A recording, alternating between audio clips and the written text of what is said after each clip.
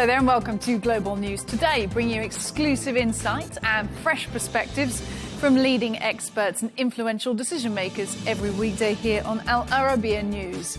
I'm Rosanna Lockwood. Coming up on the show, the US election debate between Donald Trump and Kamala Harris takes place later today. We'll get word from our correspondent on what to expect.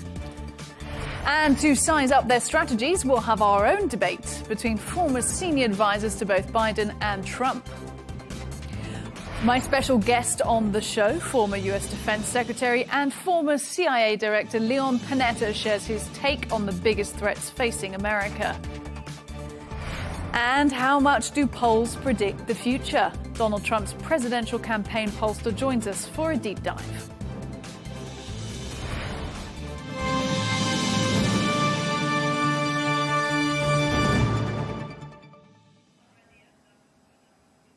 So let us head stateside then, where presidential candidates Donald Trump and Kamala Harris are preparing for tonight's live debate set to take place in Pennsylvania. A high-stakes contest for both candidates in front of a TV audience of millions. For Trump, it'll be his second face-off in less than 3 months, of course, after he took on Joe Biden back in June. And you'll remember that Biden actually dropped his re-election bid just a few weeks later. Our correspondent, Nick Harper, joins us live now from Washington, D.C. with the latest. We will be coming to him very shortly to get a bit of analysis on the way that this debate could shape the way that people vote. Of course, everyone in the world is going to be watching this, not only in the US, but let's see what the US has to say about it. Cross live now to Nick, who joins us in DC. Hi, Nick. Thanks so much. You know, with the polls tightening, how important is tonight's debate? Yeah, Rosanna, undoubtedly incredibly important for both candidates. Those polls have been tightening, potentially just 1 percentage point separating Donald Trump from Kamala Harris. He has that slight edge, but they know that during that 90-minute debate tonight, they will need to sell themselves to the American public. It'll be the voters out there who'll be watching in their millions, and ultimately they will decide who they feel has been the better performer during the course of the debate.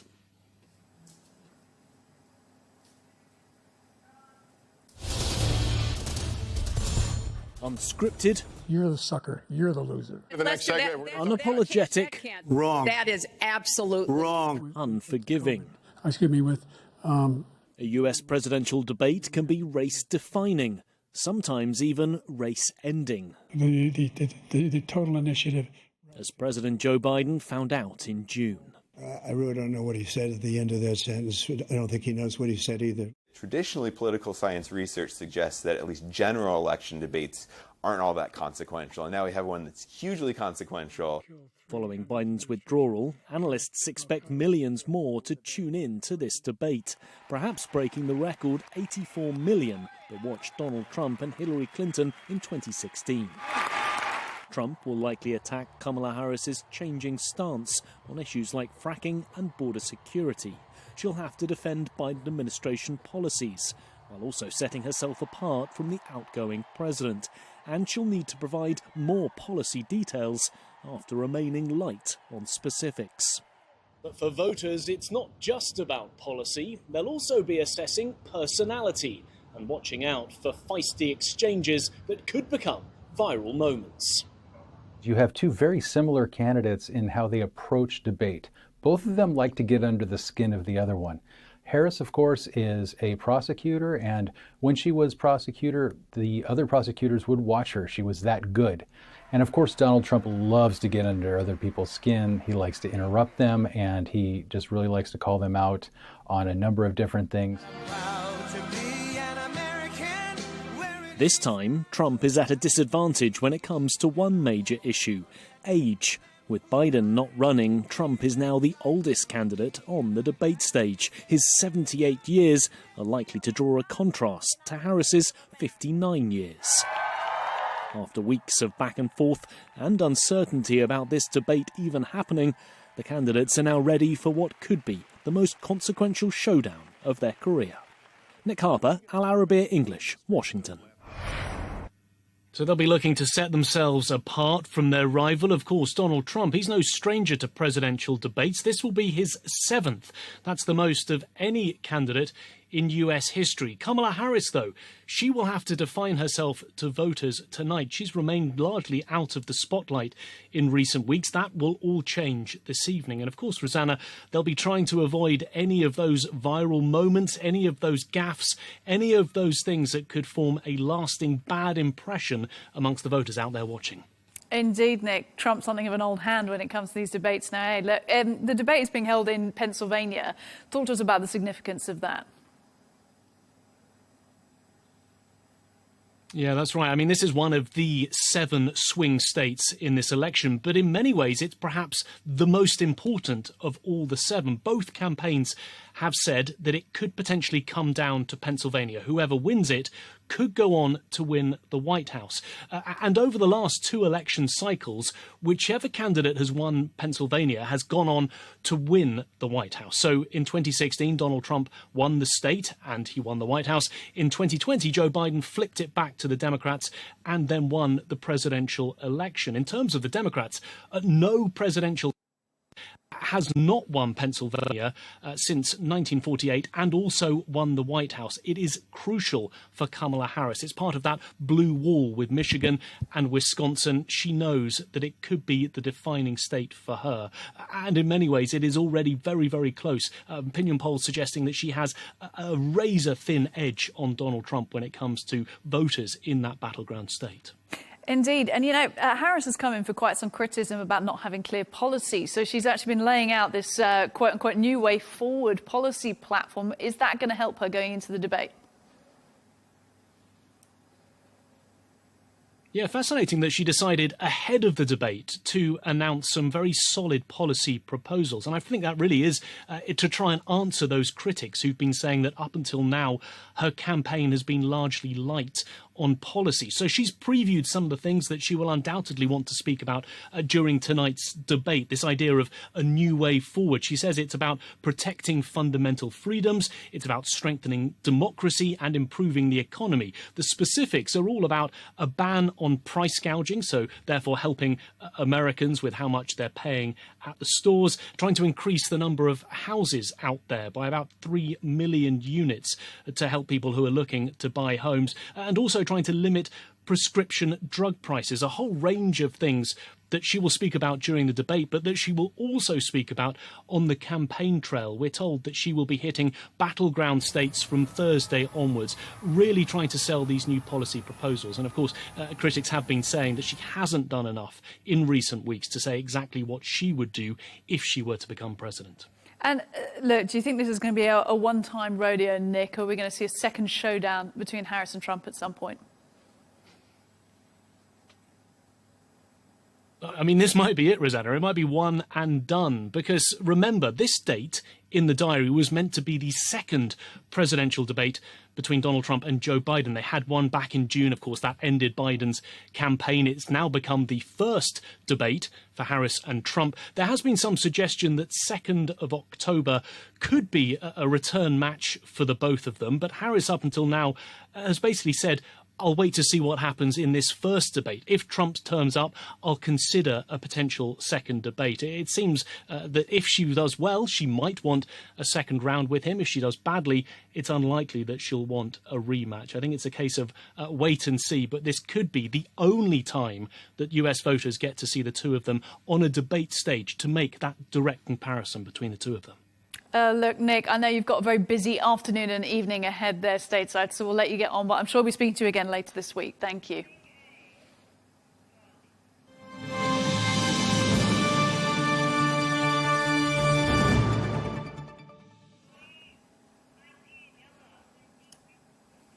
Well, to size up the chances of both candidates, I'm now joined by former senior advisor to President Biden and close friend of Biden, Moe Vela, and the Chief Director of Communications for America First Policy Institute and former Strategic Communications Director for the Trump-Pence 2020 campaign, Marc Lotter. Gentlemen, great to have you both this evening as we look ahead to this debate. No better minds to talk to then about communications strategy, how these two might be advisable heading in. So let's start there by preparation. There's been quite a lot of chat about this, about how Harris might be preparing to face Trump and vice versa. Mark, I'll come to you first, if you don't mind, because there's a lot of analysis that Trump doesn't actually prepare much for these debates. He kind of shoots from the hip. Is that true?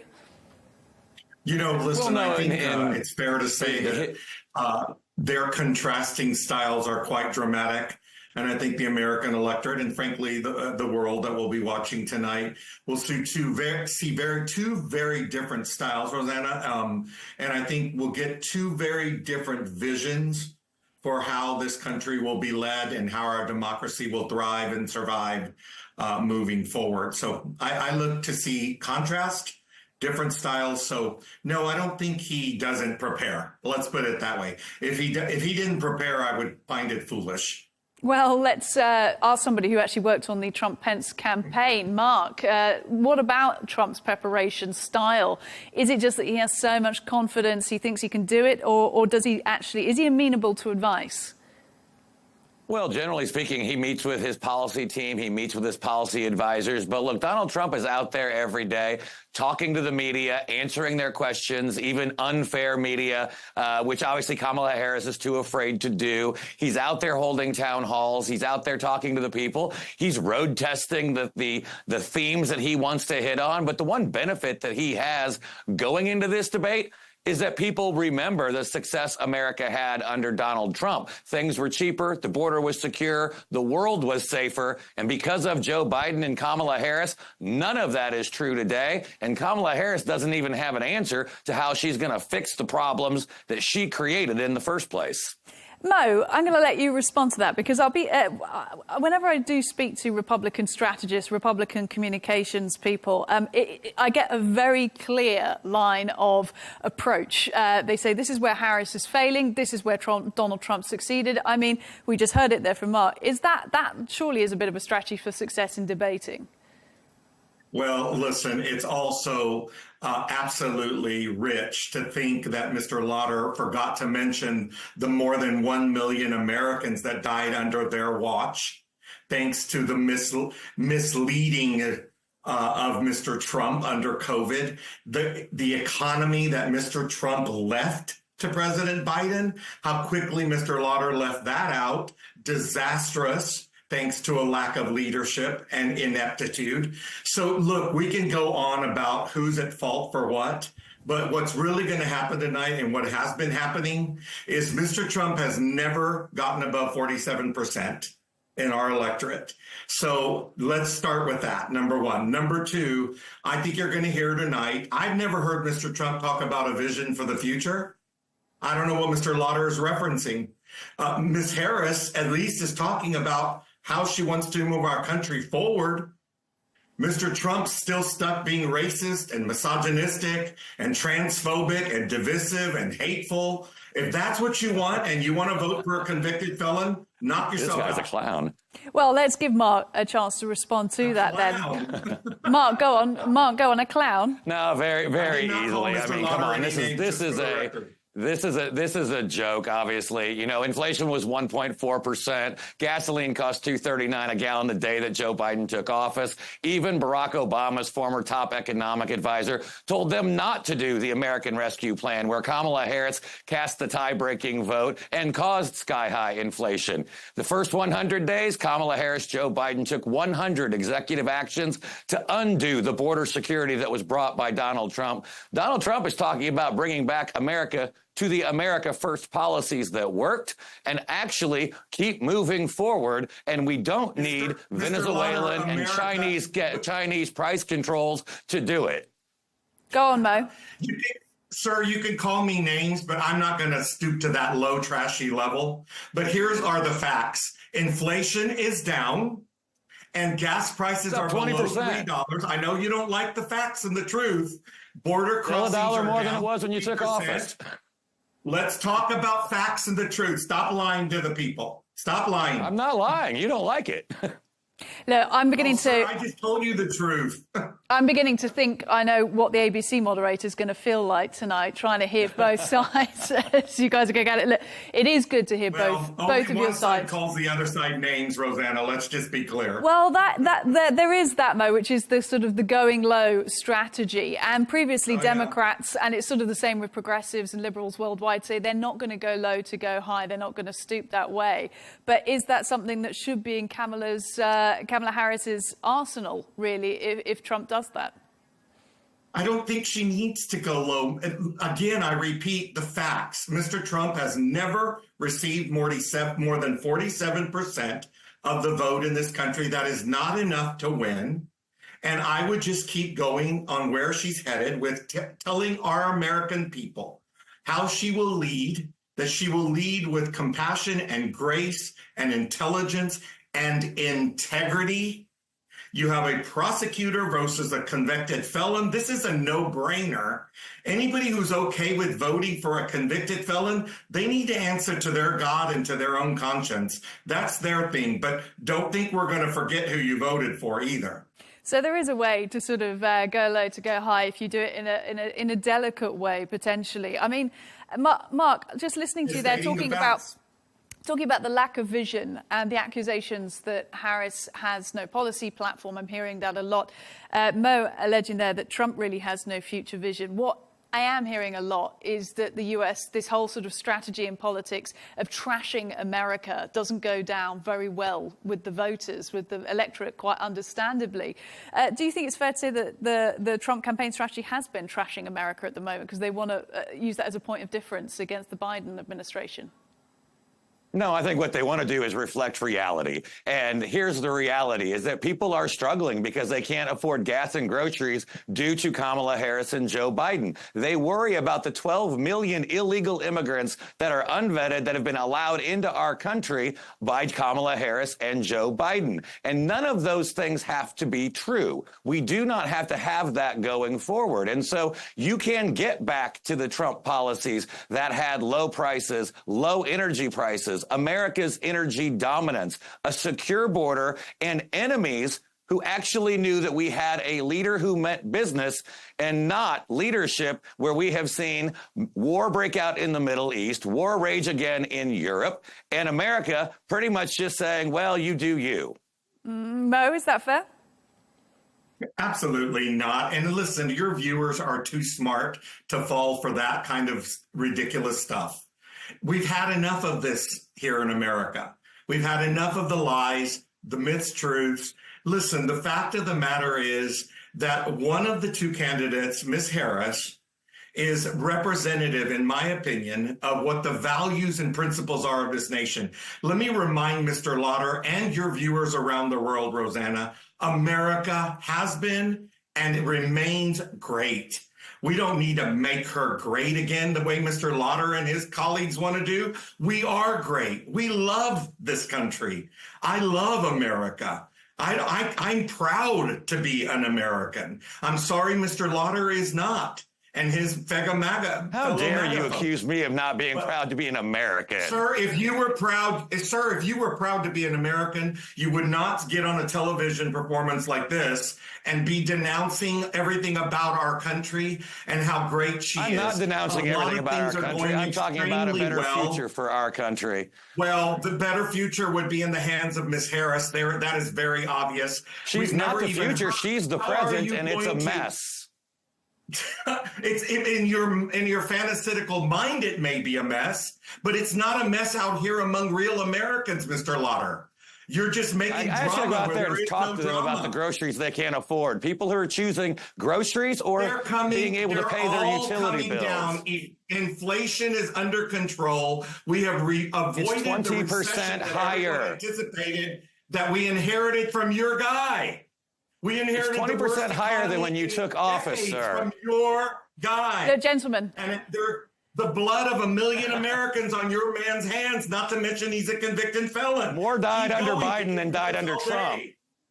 We can do 1 million More died people under died Biden than died under Trump. A million people died under your guy, and you know that. Stop misleading. More people died under Joe Biden than Donald Trump. A million people died under your guy because he acted like it was nothing. He played it down because he didn't want to get damaged politically, and you know that's true. You haven't even gotten to the insurrectionist aspect of your guy. Maybe we'll get to that, Mo. A few things to point out, though. I mean, this is an indictment, some would say, of the kind of the two-party democratic system where we see the cycling over, and you just see this kind of vitriol time and time again with the change of administration. It is possibly reflective of the state of public debate as well at the moment, and of course the debate that we're going to get coming up this evening. Let's talk about that. If you were advising them, Marc, I will come to you first. How would you be advising Trump right now to approach Harris? She's going to come in ready for this. She's got young. Some say she's got a sense of humor. She's got that prosecutorial background. What would you be saying to Trump?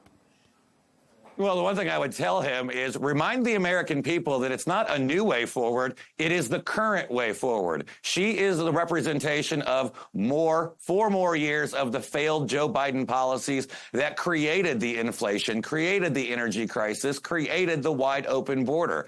People could afford gas and groceries when Donald Trump was in office, and the border was more secure. She cannot have it both ways. She is the vice president of the Biden-Harris administration, and she owns their record of failure. And just keep reminding people over and over again, they know the truth. So it's about focusing on the opponent rather than focusing on what you've got to offer. Is that what you're suggesting? Well, no, people understand, and that's why all the polls show that people trust Donald Trump more to deal with the economy, to deal with foreign relations, to deal with immigration. On every major issue that's on the minds of the American people, the polls consistently show the American people trust and support Donald Trump and his policies. So all you have to do is keep reminding them of it and reminding them that Kamala Harris is the reason why we are in the mess we're in to begin with. Marc, coming to you then, because let's be honest here, Trump is... Marc or Mo? To you, Mo, rather. Sorry, apologies. Let's talk about Donald Trump comes in prepared to these debates. I mean, prepared or not, he enjoys the spotlight. He's a champion debater, whether or not you like his tactics or his approach. So if you were advising Kamala this evening in Pennsylvania, what would you be saying to do in order to try and unseat him? Oh, I absolutely would be advising her to look as soon as he's done each time, because he lies. That's all he does is lie.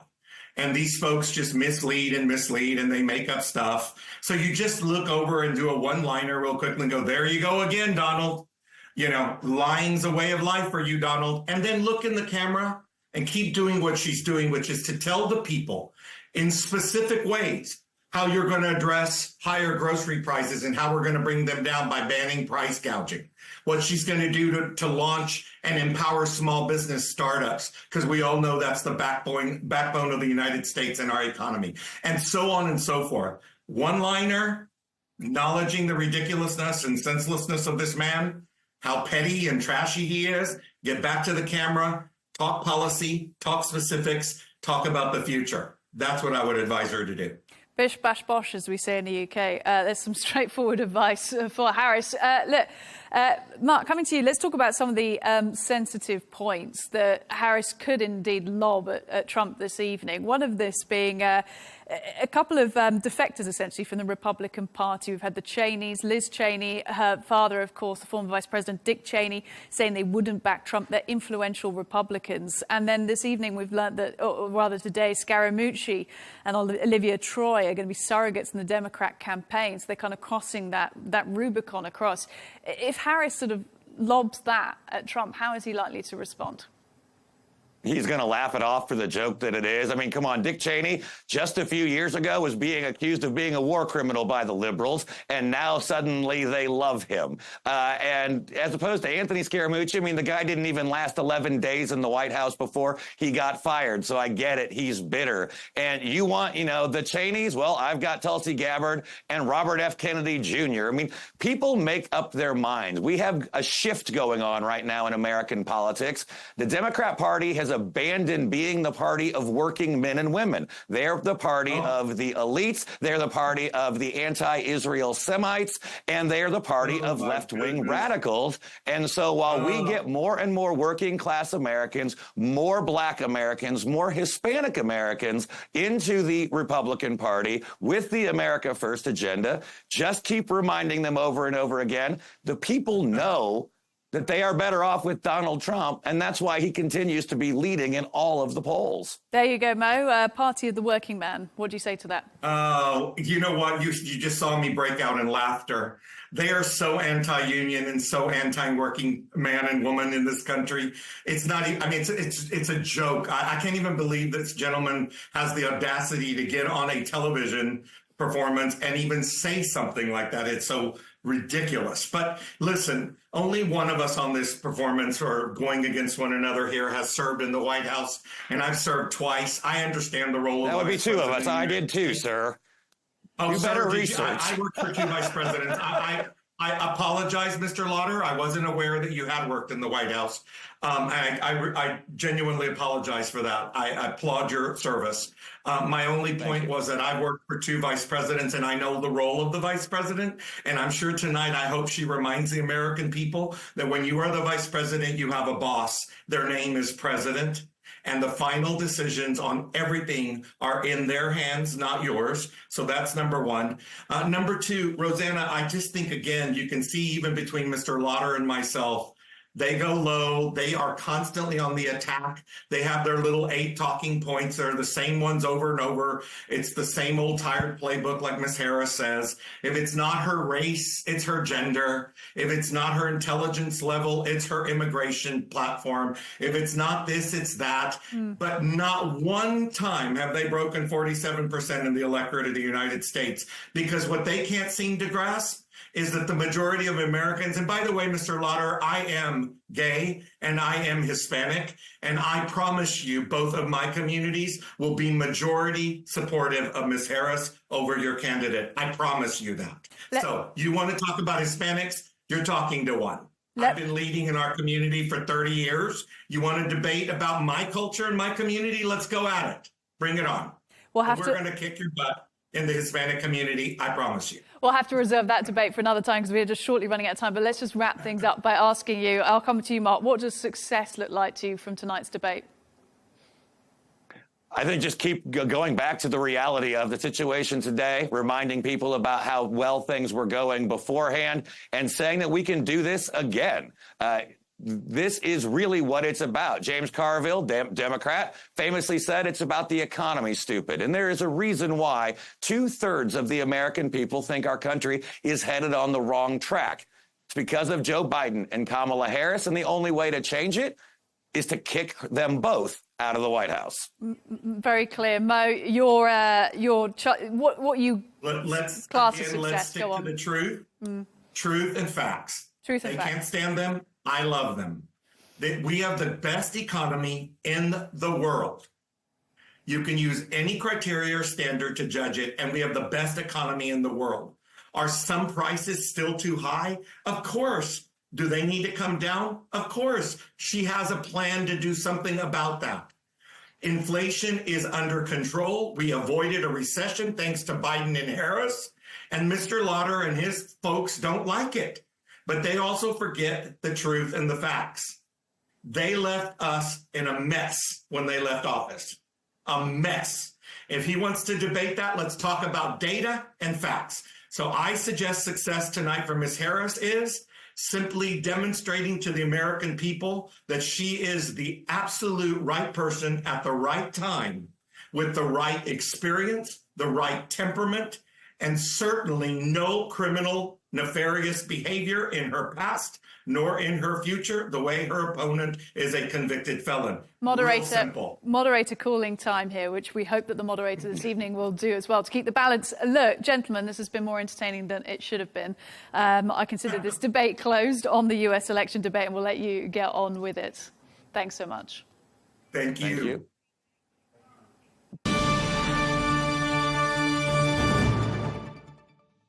Well, it is no secret, of course, that Donald Trump and the US intelligence agencies don't really get along. So what does that mean if Trump gets back into the White House? And what does it mean for America's place in the world? I spoke to former U.S. Defense Secretary under several Democrat administrations and Obama-appointed former CIA Director Leon Panetta. For more on this, I'm joined now from California by the former U.S. Defense Secretary and former Director of the CIA, Leon Panetta. Mr. Panetta, sir, thank you very much for your time. We, of course, would like to talk to you about the U.S. presidential election race. You've seen a few. How would you define this one?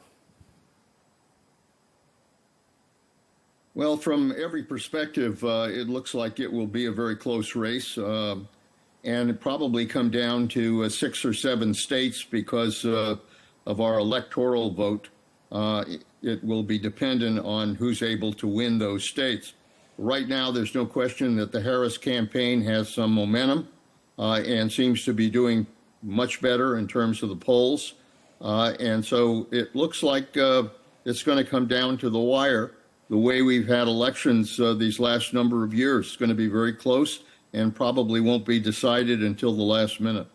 Now, of course, you spoke recently at the Democratic National Convention. You have served in many Democrat administrations. So I do want to talk to you about Harris, how she ended up in the role, what her policies could be. But before we do that, let's talk about the alternative, which, of course, is another Trump presidency.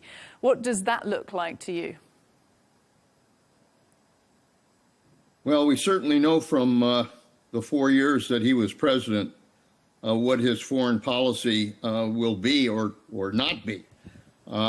He is somebody who basically proclaims that he has a policy of America first, almost a form of isolationism kind of approach, and that he would probably withdraw from a number of our alliances abroad. And so it's pretty clear that he would not exercise the kind of important world leadership that the United States has exercised going back to World War II. And in addition to that, he's somebody who operates pretty much by chaos and uncertainty. You're never quite sure what he will decide. You're never quite sure where he's going to come down on an issue. And the result is that there's a great deal of unpredictability with regards to U.S. policy.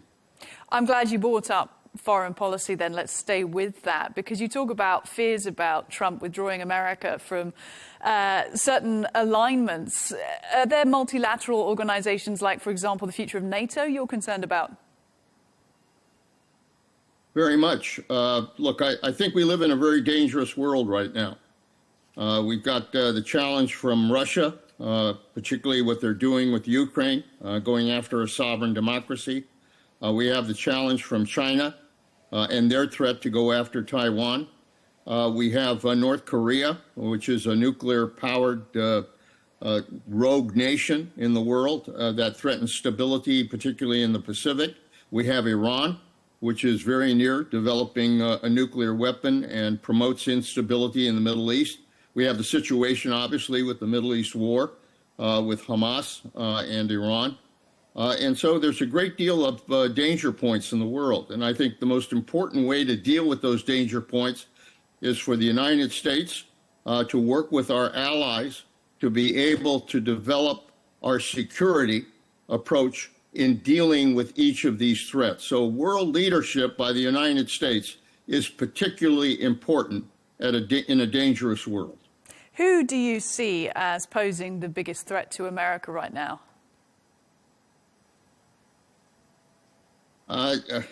Because there are so many dangers that are out there, I think probably the biggest danger is making sure that our democracy works here in the United States and that we have a strong democracy. We're a country committed to our Constitution. We're a country committed to free and fair elections. We're a country committed to the rule of law. All of those are now in some way being challenged. So I think probably the most important thing that can happen is for the United States to be able to develop a strong democracy that can provide the kind of world leadership that I think is critical in today's world. How concerned are you? You mentioned there about interference in your democratic processes. A recent issue, well, it's not recent, it's one that gets highlighted in every election in the US and in the UK over recent years, and in Europe, about Russian disinformation playing a role in the US presidential election debate. There's been stories about sort of Russian-funded influence operations in video and online and digital, and of course across social media. How concerned are you about that? Well, extremely concerned. We had the Justice Department this week announce indictments against some Russian players who were engaging in disinformation and trying to undermine our election system. Look, the Russians have been trying to interfere in our election system going back a long way. They did it in 2016, they did it in 2020, and they're doing it now in 2024. They are using social media. They're using cyber attacks of one kind or another. They're trying to distort information that goes to our people. And so it does represent a threat to free and fair elections, what Russia is trying to do. And then there's, of course, the more overt things. Russian President Vladimir Putin, just in the last few days, coming out and, quote, endorsing Kamala Harris, saying that would be his pick for the election. How did you receive that? Well, I don't trust anything Putin says or does, and this is in line with that. It's pretty obvious he has a close relationship with Trump, supports Trump. He supported Trump in the past, and so, you know, having Putin just lie about who he's supporting right now, I think just further tells you that whatever Putin says or does cannot be trusted.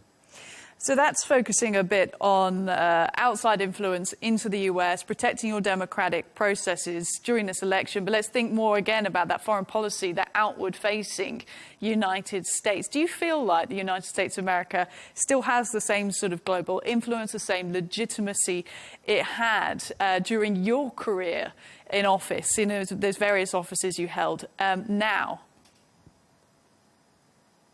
Well, I'm a believer in the United States as a strong world leader. That's a role that we have played going back to World War II. And every president of the United States, with the exception of Trump, believed strongly in the United States providing world leadership, working with our allies, whether it was in NATO, whether it's our allies in the Middle East, whether it's our allies in Asia, trying to build strong alliances so that we can work together to try to preserve peace in the world. That is an important role. I believe that the United States has to remain the strongest military power on the face of the earth, and that using that can also exercise diplomacy, working with our friends and our allies to be able to confront the challenges that we're facing, as I said, in a dangerous world. So I am a very strong believer in the importance of the United States providing world leadership. I think President Biden basically has brought the United States back into that role of world leadership, particularly pulling together NATO to come together in a way that would support Ukraine against Russia, but also working with our allies in the Middle East to try to hopefully see if we can bring some peace to that part of the world as well. Biden's policy on the war in Ukraine has been absolutely clear. The support has been unwavering. But when it comes to his foreign policy regarding, say, Iran, he's been criticised for being weak. Would you agree with that? Well, you know, it is very important to understand that Iran does represent a threat in the Middle East, going back a long way. I don't think it was helpful, frankly, to have Trump walk away from the nuclear agreement because it gave Iran a license to continue to enrich nuclear fuel and move towards developing a nuclear weapon. I do think that the United States, working with our allies, frankly, in that part of the world, working with the UAE, working with Saudi Arabia, working with other countries, that are concerned about Iran's influence. We need to develop a strong coalition in the Middle East that can confront Iran. That is something that I believe the United States has to do, working with our allies.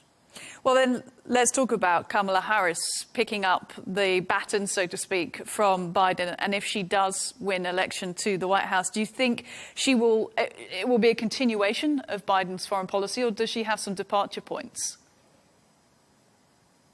No, I think she'll be her own person. She is, I've known her going back a number of years here in California. She is first and foremost a prosecutor.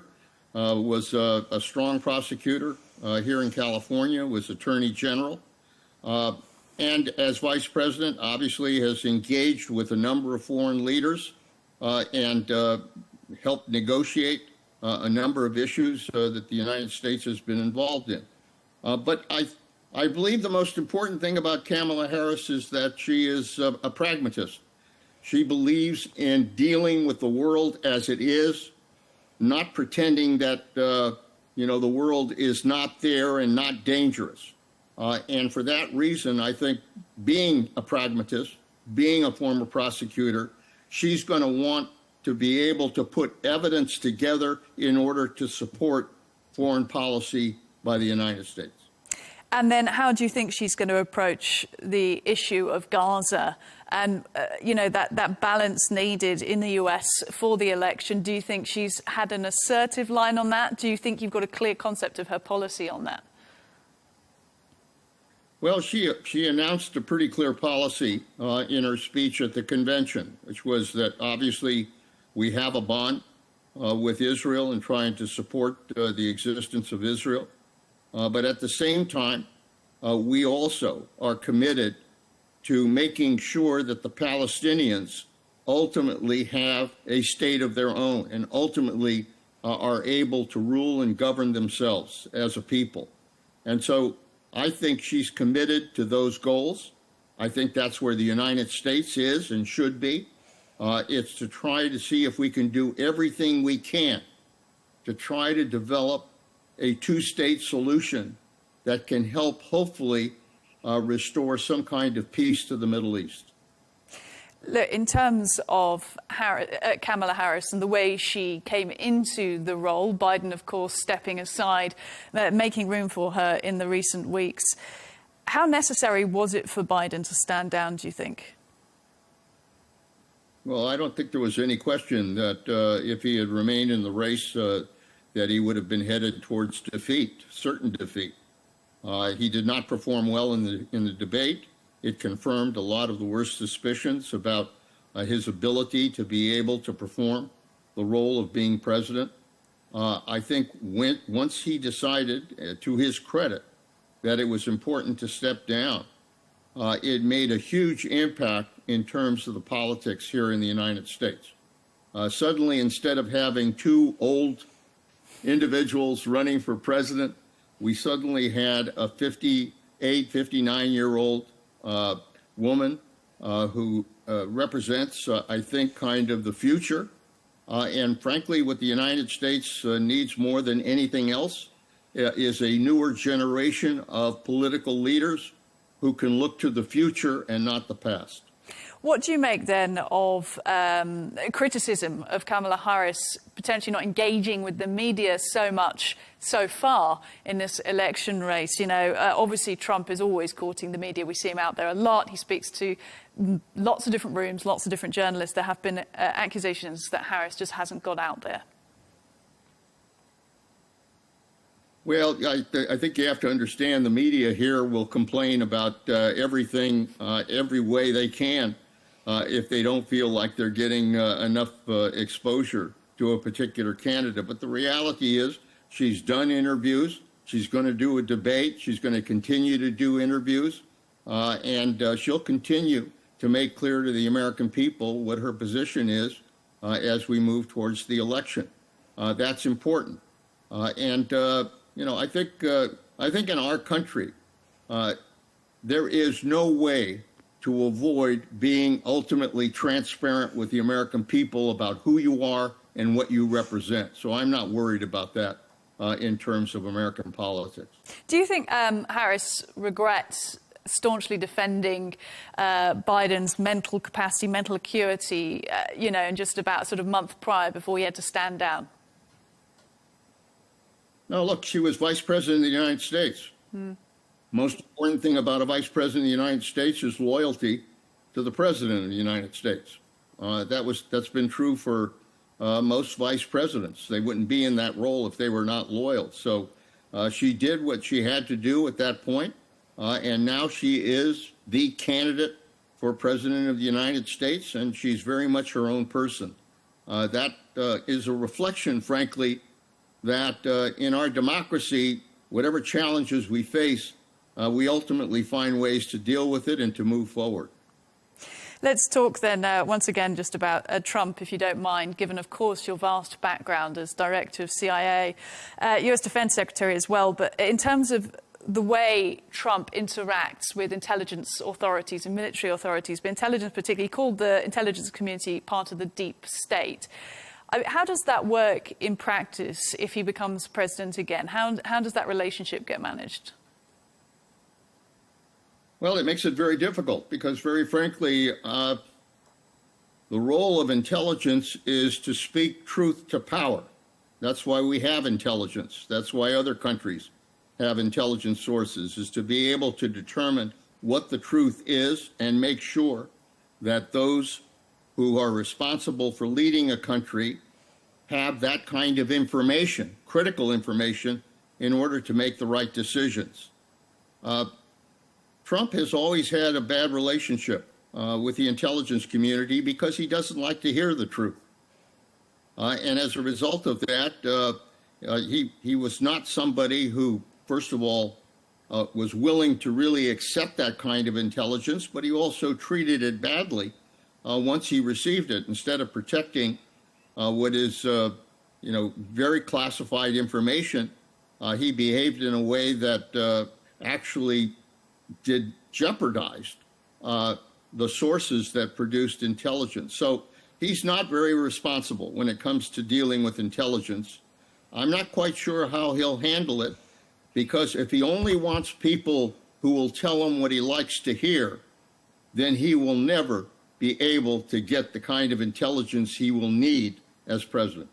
That's a worrying concept, of course, with America having the power it does as an economic and military sort of superpower, and the way that geographical elements are tilting increasingly, especially when we think about China and other world powers, and the need or potentially the reality of more military confrontation in the future.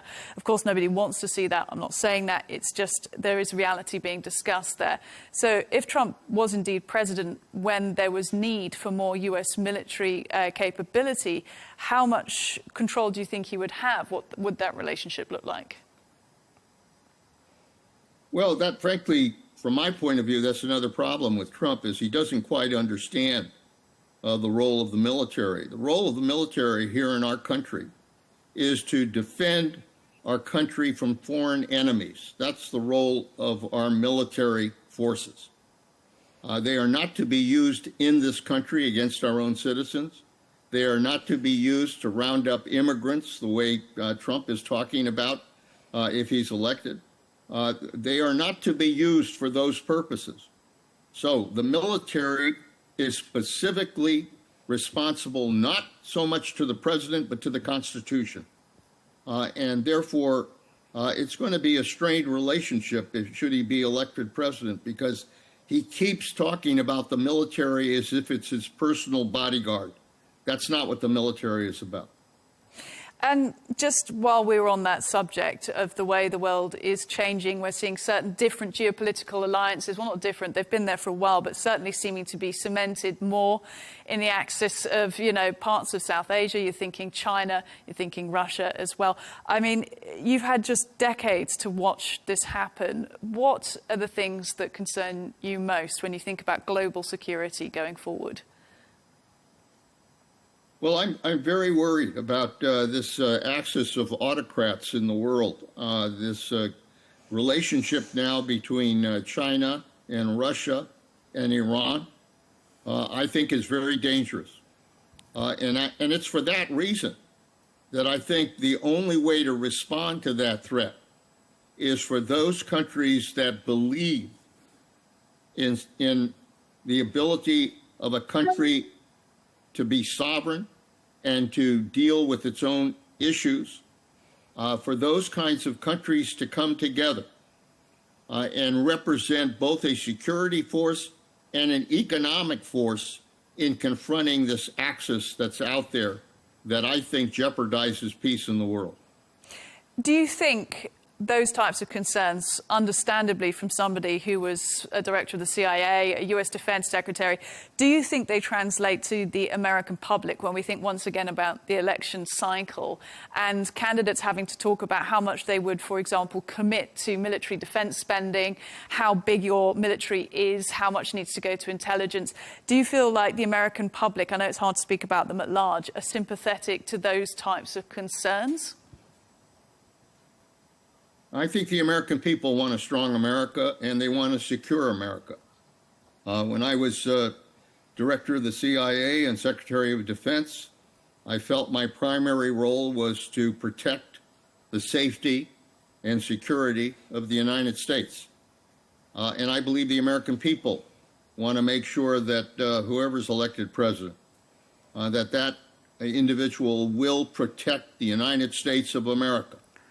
And for that reason, I really do believe that ultimately the American people will really care a great deal about whether or not a candidate is truly devoted to protecting our national security, to developing a strong defense, and to building the kind of alliances that I believe are extremely critical for the United States in the 21st century. Now, thinking about that kind of the law and order aspect of this, and once again, from yourself, somebody in a sort of a CIA man, if you like, and somebody who believes in law and order, what does it feel like watching somebody who's now a convicted felon running for the US presidency?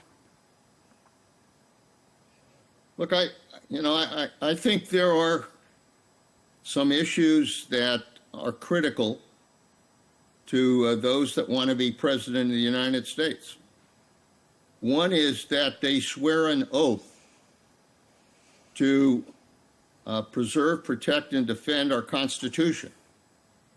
Donald Trump, when we had the last election, and he lost that election, instead of implementing our Constitution, refused to accept the results of the election.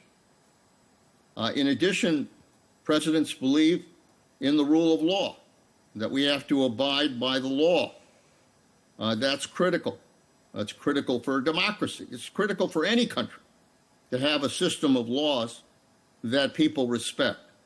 But he obviously doesn't pay a lot of attention to the laws, and it's for that reason that he's in so much trouble from one direction or another. It's because he largely thinks that he can do whatever he wants. And lastly, it's very important to be for free and fair elections in this country, that every person in this country has the right to vote. They have the right to vote for whoever they want, but ultimately they have the sacred right to have their vote be counted. And that's something that obviously President Trump has ignored in the past, and I think he will ignore in the future if he does not succeed in this race for the presidency. Well, that took my next question from me. I was going to ask you, are you concerned about that if he doesn't legitimately win the next election, that there will be further events potentially on the scale of January 6th, or at least him claiming that it was an unfair election?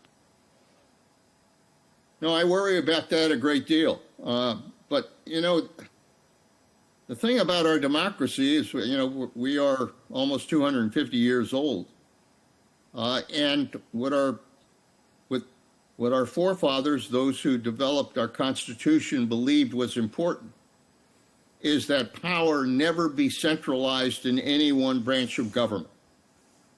And in order to make sure that power would not be centralized, they built a system of checks and balances in our democracy where the executive, the legislative, and judicial branches are checks in terms of making sure that power is not centralized and that we enforce the requirements of the Constitution. I think ultimately we've survived that over 200 years of history in a way that has protected our democracy, and I think ultimately that will happen again. And just finally, do you think it is possible, as he has claimed, that the US justice system can be manipulated, weaponized? That, I'm sorry, that the US justice system can be weaponized. He calls it Operation Lawfare, this idea that there's a sort of witch hunt for him. These are his words. Is it possible within your system, within the US legal system, for it to be weaponized in that way? No, look, there are those that will make that effort to try to weaponize the judicial system. But the reality is there are too many checks and balances in our system. We have a lot of judges. We have a lot of courts. We have a legislative process. We have a system of checks and balances that makes sure that ultimately we have to abide by the Constitution of our country. I have great faith in our ability to enforce the Constitution. Despite those that might try to undermine it, I think that there are a lot of people in this country who really do believe in our Constitution and the rule of law. Former US Defense Secretary, former Director of the CIA, Leon Panetta, thank you very much. Thank you very much. Still to come on the show, I'm going to speak to Donald Trump's presidential campaign pollster and the Republican strategist, John McLaughlin.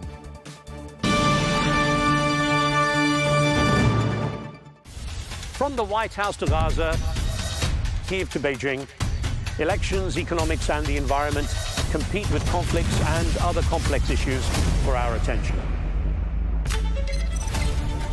In an age of fake news, deepfake and artificial intelligence, they've got to have a vote and a say. It's important to look beyond the loudest voice to understand the truth.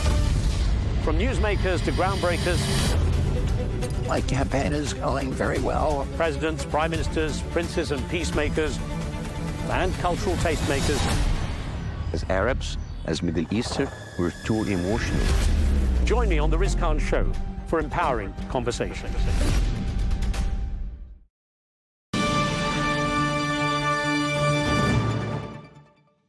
Now, for a deep dive into the world of political polling, I'm joined by John McLaughlin, Donald Trump's pollster. Thank you, sir, so much for your time. Look, a bit of welcome news, it seemed, from the polls over the weekend, post-Labor Day, a bit of activity, and Trump pulling slightly ahead must have been welcome. Yes. Well, we already had a poll that we did for Gingrich 360 that was published last week, where Donald Trump was winning by 2%. And we model our polls based on the 2020 turnout, where it matches the CNN exit poll. So there's more Democrats than Republicans. There's more Biden voters than Trump voters from 2020.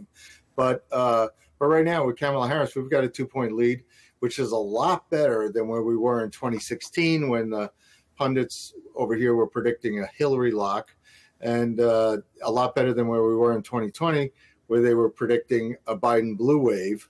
And they didn't materialize because we ended up very close elections both times. In 2016, we won by an electoral college majority by 78,000 votes in 3 states. And in 2020, the final count of 160 million voters, Joe Biden was able to win by 44,000 votes in 3 states, 11,000 in Georgia, 11,000 in Arizona, and 20,000 in roughly 20,000 in Wisconsin. So this time to be ahead by 2 points in the national vote, to be winning in the battleground states and the key states, like the Real Clear Politics average of media polls has Trump at 287 electoral votes today, where we need 270 to win. But it's all very close. It's all in the margin of error. And it's a great setup for tonight's debate on ABC, which will be very important to both campaigns, because a lot of people know they were better off with Donald Trump as president, where inflation was low, prices were low, There was plenty of energy and gas, et cetera. Crime was down. The border was secure. And we didn't have endless wars to worry about because, Russia wasn't going to attack Ukraine when he was president. And the Middle East was calm at that point. So, and they were making progress with the Abraham Accords. So the world was a better place under Donald Trump. And, the job is tonight with Kamala Harris is to point out that she's partners with Joe Biden over the last 4 years of failure in the United States, that she is his loyal vice president who has supported all his policies, whether it's inflationary spending, whether it's the surrender of Afghanistan, whether it's open borders. I mean, she is really, she's got a lot of explaining to do tonight. And look, I hear your point about some of these situations not being that way when Trump was in power. The Ukraine war wasn't happening. The current situation in Gaza, as you said there, that sparked up last year, about a year ago from now, in fact. But as with politicians saying that the economy is not their fault because the Ukraine war happened and COVID happened, do you think it's also right that politicians can claim successes off the fact that certain things didn't happen in their time? Because it's not all down to the US and who's the president, what's happening elsewhere in the world. Well, this story's been reported. I saw after I was in Europe working for some clients, and I flew back to the United States after Russia invaded Ukraine. And, I saw President Trump in Mar-a-Lago, and he's talked about this. He said, this wouldn't have happened if I was president. I said, oh, really? And he said, yes. He says, we had intelligence that Vladimir Putin was massing his troops at the border of Ukraine. And he said he called them up and he told them, don't do it. And Putin didn't. And so you had a different kind of leadership. You had somebody who was willing to make a strong stand so that our enemies knew it. I mean, look at the Middle East. We had an oil embargo on Iran, and Iran, didn't have the money they needed to promote terrorism around the Middle East. And now they've gotten billions of dollars by selling oil because Biden and Kamala Harris don't enforce the sanctions. So we could have brought Iran to the table. We could have prevented the war in Ukraine. And certainly Kamala Harris, as Joe Biden's vice president, when you're talking about inflation, she casts the deciding vote in the U.S. Senate on a 50-50 tie to pass a $1.9 trillion spending package that was euphemistically called the Inflation Reduction Act. We didn't have the money. All it did was add to the debt and the national deficit. And, that triggered the inflation. And you could see in polls on our website, on McLaughlinonline.com, you could see that that's when the two factors of inflation kicking in and the surrender of Afghanistan, that's when Donald Trump passed Joe Biden in the national polls. And she's as much responsible for those policies as Joe Biden. Yeah, let's talk about some of the policies that you think are going to play absolutely key in this election race. I mean, by all accounts, it seems to be the immigration and the economy are looming large. Is that correct? Yes. I mean, if you ask American voters what the top issue is that would decide their vote for president, it's definitely inflation, the economy specifically. Also, a lot of voters do care about immigration and border security. And you have a lot of voters who are caring about their jobs in the economy, and they're caring about they care about what's happening to their family. Because we had in our last national poll that we asked, 84% of all voters in the United States said they'd been negatively impacted by inflation, 50% to the point of having trouble making ends meet, affording basic necessities. That's a shocker for the United States, because you've got a lot of working class voters who are definitely coming out in this election that don't usually vote to support President Trump, because every day when they go to the supermarket, they're making choices on food, on basic necessities that they can't afford certain items anymore. And, price of gas has gone down in the United States, but not to the level of where it was when Donald Trump left office. It's still about 50% higher. And people's utility bills are going up, their energy bills are going up. To get a home now, the mortgage payments on a home are double what they were than when Donald Trump was president, because mortgage rates, interest rates were a lot lower. So, we found that when we did a survey of Democratic voters, 800 Democratic voters and 400 independents who voted for Biden in 2020, this was done a couple of weeks ago for the Media Research Center, which is nonpartisan. 70% or more of these voters had no idea where Kamala Harris stood on the issues. 71% didn't know she was defunding our police. You had 74% didn't know she didn't think that being here illegally should be a crime. 75% didn't know that she was the most liberal senator in the U.S. Senate, more so than socialist Bernie Sanders or Elizabeth Warren. You have 81% didn't know she's for eliminating private health insurance. So there's a lot of information about voters where they're trying to rush her into the election, because in most of the battleground states, the electoral vote states that count of the seven key states, 4 to the 7 start voting absentee in September, and most of the rest have early in-person voting in October. So November 5th is the election, which is 56 days from now. Mm-hmm. However, most voters in the key states and the battleground states will have voted by mid to late October. And so the Democrats are trying to rush this like a snap election in a European system where they don't want much scrutiny on Kamala Harris at all. It's been 51 days since she's picked, and she hasn't held a single press conference. And this is the only debate she agreed to. Donald Trump challenged her to debate on September 4th that they wanted hosted by Fox News. She wouldn't do it. He challenged her to another debate at the end of September that NBC would do. They didn't do that.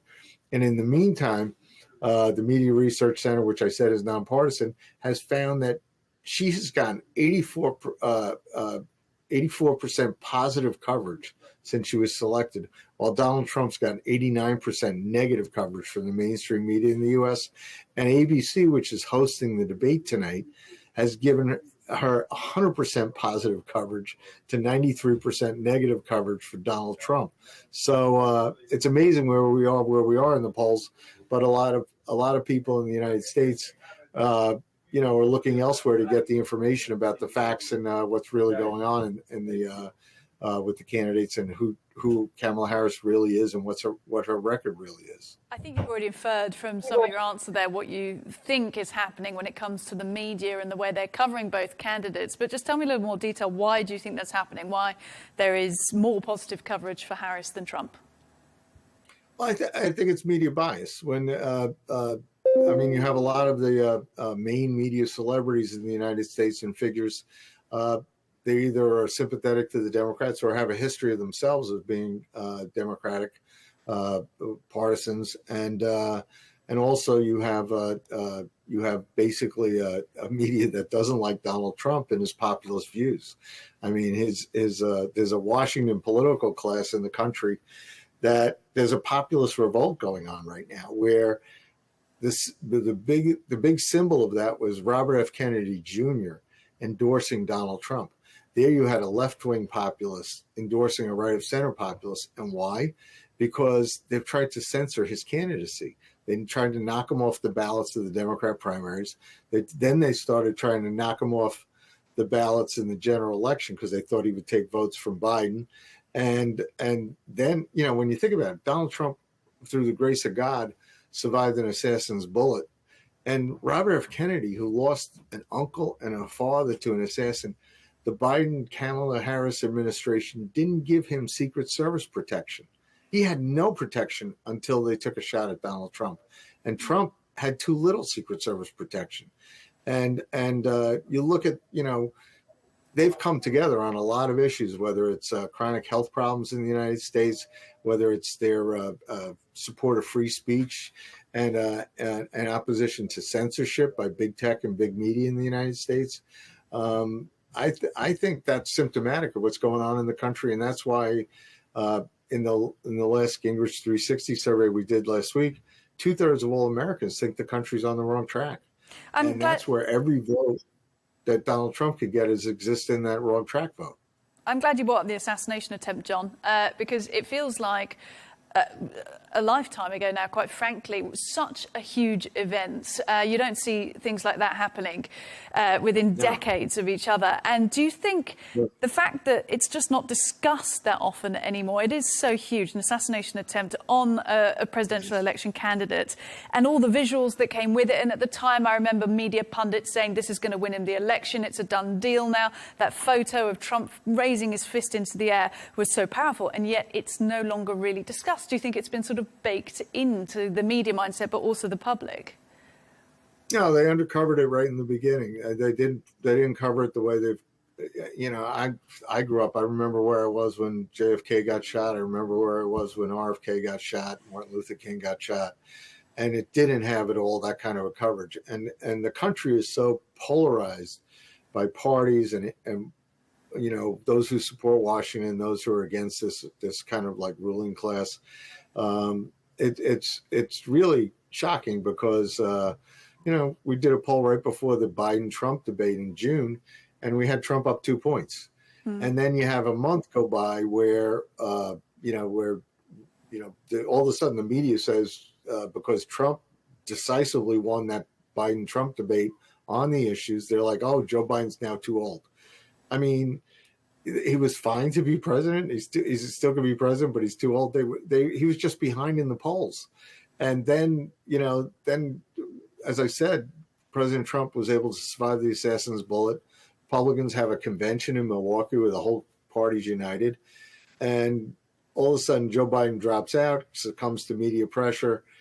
He handpicks Kamala Harris. Kamala Harris gets a honeymoon. We take another poll right then, and Trump's still up 2. And then we took a poll last week. Trump's still up 2.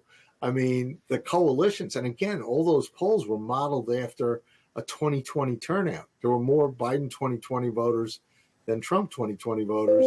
And it matches the CNN exit polls by ideology, by party, by minorities, age, etc. But the country's so polarized, and the media is driving that, where I agree with you that it's amazing that, you know, they don't even talk about it anymore. They don't mention it. They don't want to curry any sympathy. The biased media doesn't want to curry any sympathy for President Trump. And, you know, in the meantime, you've got the people in the heartland of the country, in what we call the Rust Belt in the United States and the Sun Belt in the United States.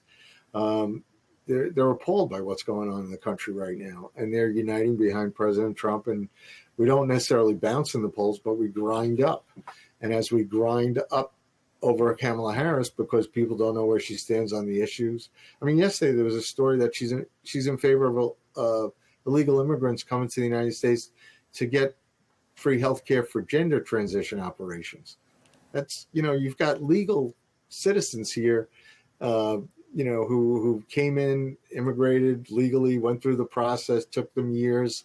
They don't get free health care. I mean, it's like, it's you know, it's kind of a, there's a real big values discussion that has to happen tonight in the debate. And, you know, we know that Kamala Harris will try to get personal President Trump. She'll try to get him to explode in some way. She'll want to call him, you know, she'll want to be able to walk away and say, oh, he was being racist or misogynist. You know, President Biden, when he debated President Trump, he called him a convicted felon. And you've had all this lawfare. That's another thing. You know, 6 out of 10 voters in America think that these legal cases that are falling apart against President Trump have been political. The majority of Americans think Joe Biden was behind it. And they think they're just trying to stop Donald Trump from becoming president. So, I mean, this is a very, very important election where the things that have gone on in this election, we've never seen before in the United States. And it's just, you know, our democracy is strong that we're trying to make sure that we have an honest election and a fair election. And, you know, they've got voter ID in a lot of states we're defending. We want to make sure that, like in Europe, like in other parts of the world, you know, you have to be a legal citizen to vote. You have to be, you know, people have to know who you are and, you know, show voter ID and make sure it's an honest and fair election. And, you know, that's the goal here. I'm hearing that time and again from your fellow countrymen who I've been interviewing over the past week about this election, that they really do think this is pivotal for so many reasons. Before I get on to talking to you about the debate, because I'm interested to get your views about what we could expect, just on the polling side of things, as with every election environment anywhere in the world, there are lots of polls and some of them come out differently than others. And some people say we believe the polls and others not. You mentioned the razor-thin margins before, CBS poll having Harris actually ahead into crucial swing states, Michigan and Wisconsin, recently. When you're presenting this polling data back to Trump's campaign and potentially even to Trump himself, how is it received? I mean, they use it strategically. The vast majority of polls that are done inside the campaign by myself or Tony Fabrizio are not released to the public. We released some data after Kennedy endorsed us because his remaining vote supported Trump over Harris 2-1.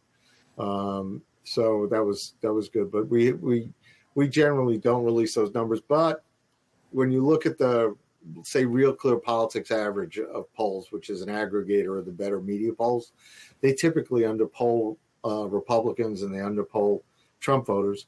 And Tony Fabrizio sent out a memo after the New York Times poll over the weekend, which had President Trump up a point, saying that they actually had the right proportions of Biden 2020 voters versus Trump 2020 voters and the other demographics. So, there's been a history of like I said, in 2016, they said it was going to be a Hillary lock. On election day, they were predicting her win.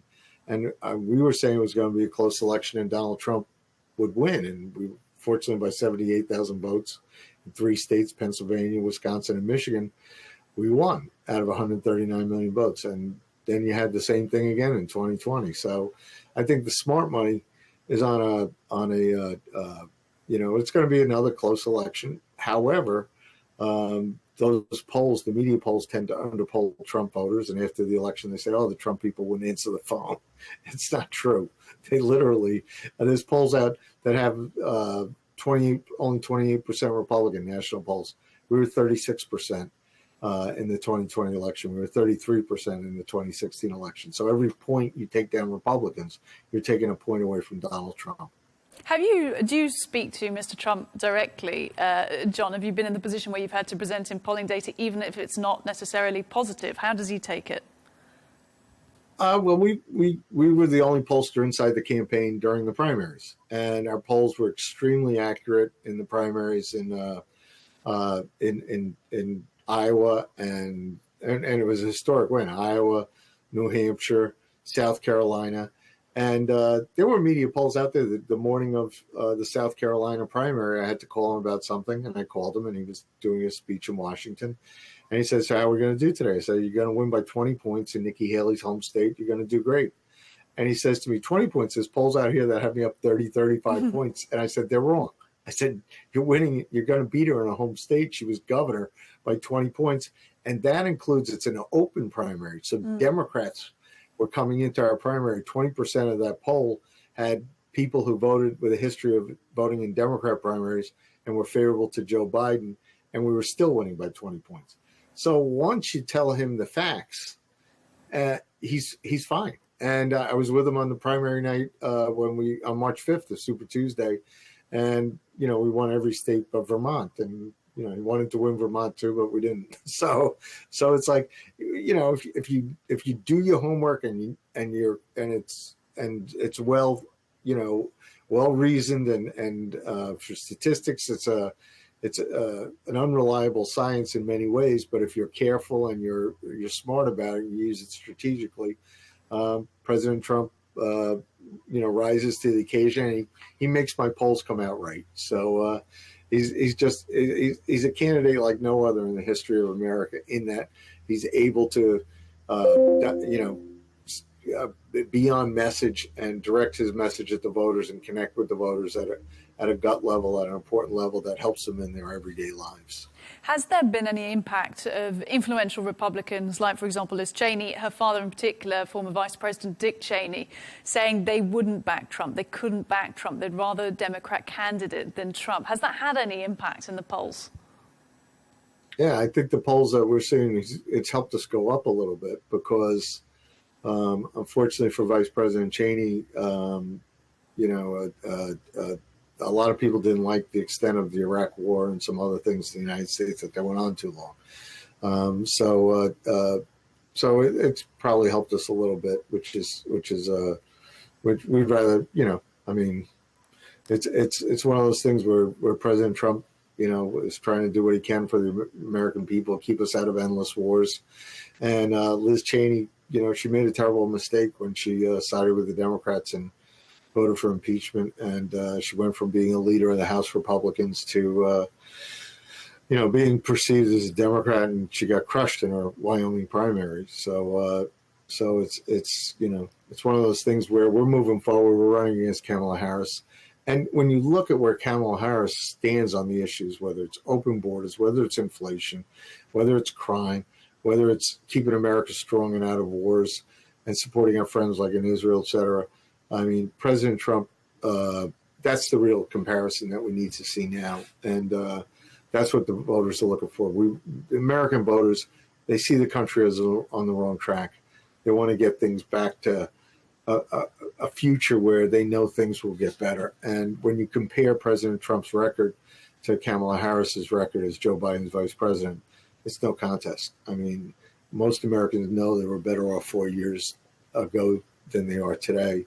And we would like to have a future where we make that change and go back to lower inflation, a secure border, less crime. We don't need fentanyl all over the country killing our kids. We don't need illegal criminals, whether they're in Manhattan, committed 75% of the crimes, or they're in Colorado taking over apartment buildings with gangs, et cetera. We don't need that. And, and so Americans want to go back to an America that is safe and affordable again. Liz Cheney saying even in an interview that Trump is depraved. That's her words, and saying he's not a conservative.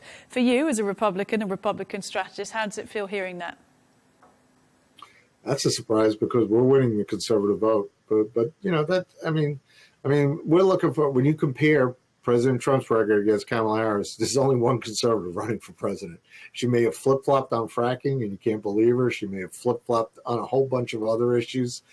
She says that she wants this bipartisan compromise. Well, you're still letting in 5,000 illegals into the country every day. It's almost 2 million a year if they don't cheat. It's people don't want that. So it's like there's one conservative running for president, and that's Donald Trump. And there's one very extreme liberal running for president, and that's Kamala Harris. Well, look, John, when I speak to you and I hear you sort of taking on these points one by one, it puts me in the mind of a debater. And, of course, we're going to see Trump facing off against Harris this evening. First time Harris is going to be up there, of course, in this race. And there is some analysis out there. We're hearing that Trump doesn't prepare all that much for debates, but that he's going to look to sort of charm and disarm Harris. Do you think that's true? He does prepare. I mean, I've during the primaries, I had to go with him to Iowa to help him prepare for town halls, and he has conversations, and it's he's a unique candidate because he has his own airplane and he's been successful. But as far as, I'm sure Kamala Harris has been in Pennsylvania all week preparing, and I'm sure rehearsing. And I hear that her campaign team was even meeting with Keir Starmer's people from the UK or whatever.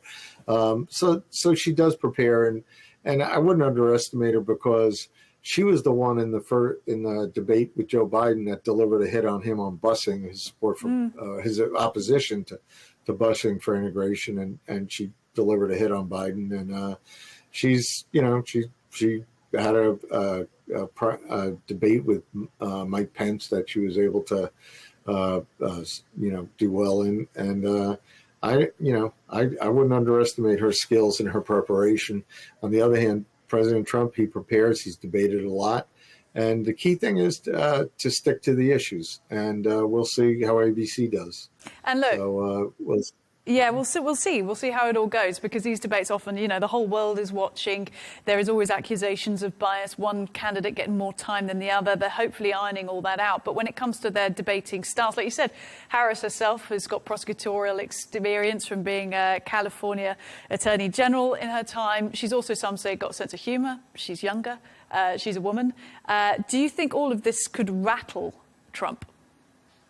No, I don't think it'll rattle him. But I think, on the other hand, I think the points you just made, those are serious considerations that I wouldn't underestimate her in the debate. I mean, she was tough in the Senate when she held hearings. She was, I'm just surprised she's flip-flopped on a lot of issues, and she hasn't stood her ground. But we'll see. She, really, this is when most Americans view in tonight. This will be the first time they've actually seen her where she has to answer questions about her issue stance, and I wouldn't underestimate her ability to try to fudge that. She's clearly running from the radical left back to the center, and she's got to run away from her, record with as Joe Biden's vice president for the last 4 years. So I think it's going to be a most interesting and important debate. We still have 56 days to go, but this is critical for the American voters to pay attention and see what happens. And look, finally, John, it's only a few hours to go until we get to see him on stage, and Harris. Trump, though never far from the spotlight, seems to enjoy it quite a lot.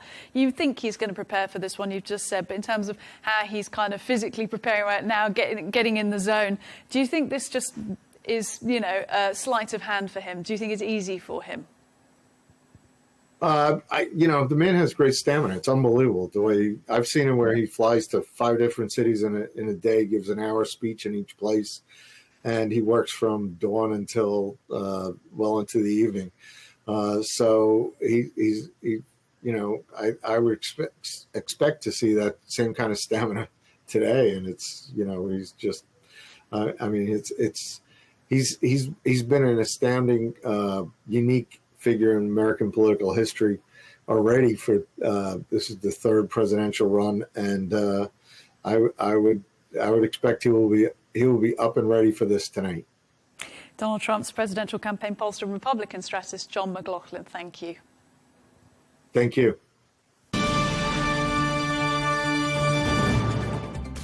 Well, that is all for now. Thanks so much for watching. We'll be back here same time tomorrow. See you then.